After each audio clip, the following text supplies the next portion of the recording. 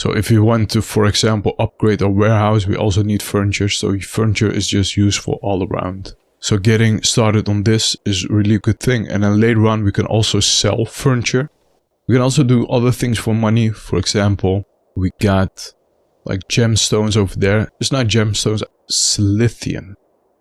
I don't know what silithium is or what you can do with it. But yeah, so we can mine that.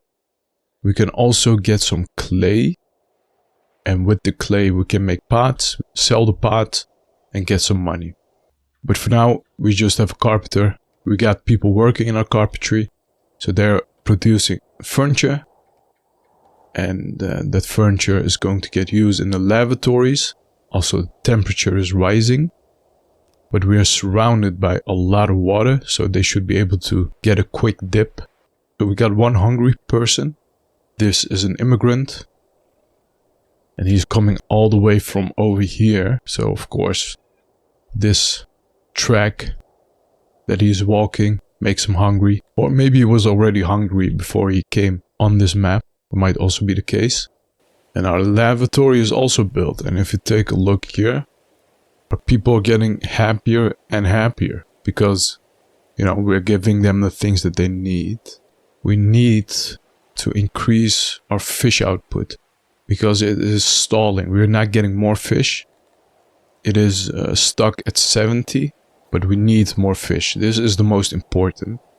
When people are hungry, you know, they're going to die. So let's first start by expanding this.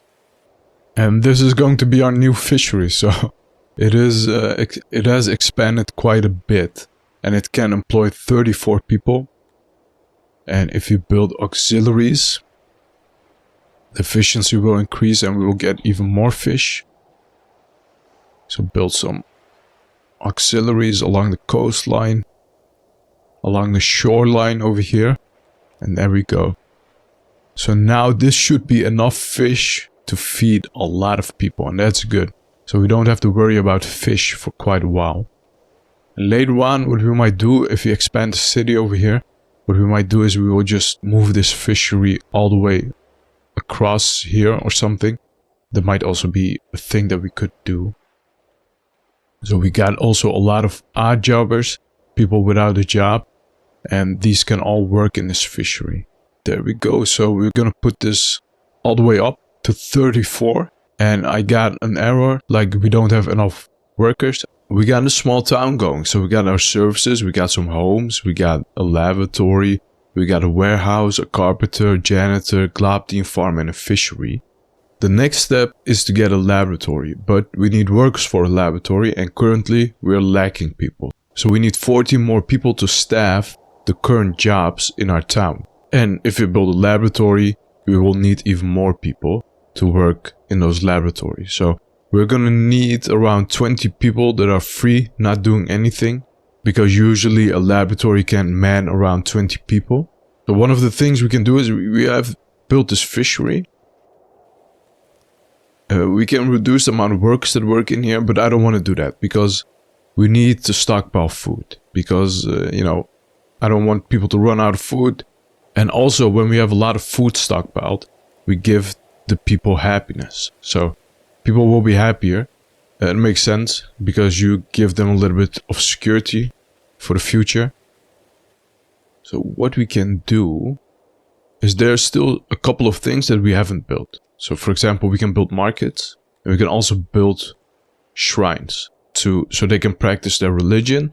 So if you take a look at the religion tab, we see that there are 4 gods that they can worship. These red ones are the evil gods, and the green and the brown one are, I think, the good gods. So there is a little bit of lore about the gods in this game. And I'm just gonna click slowly through it. So if you want to read it, you can read it. But I'm not gonna read it. Basically, this guy is a creator, I think.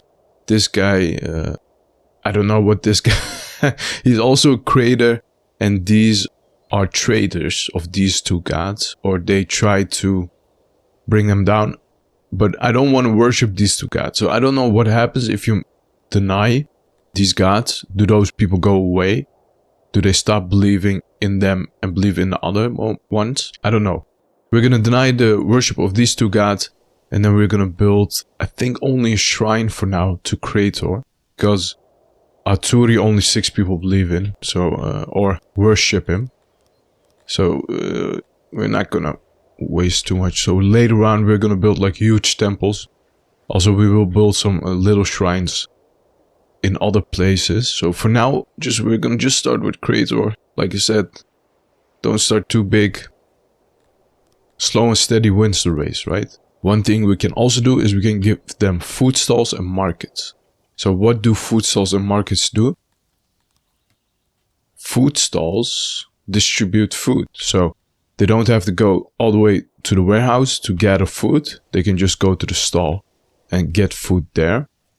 So these squares are where the market stall is located, and these empty squares is where the citizens have to stand to get the supply. So I want it facing this word to the right.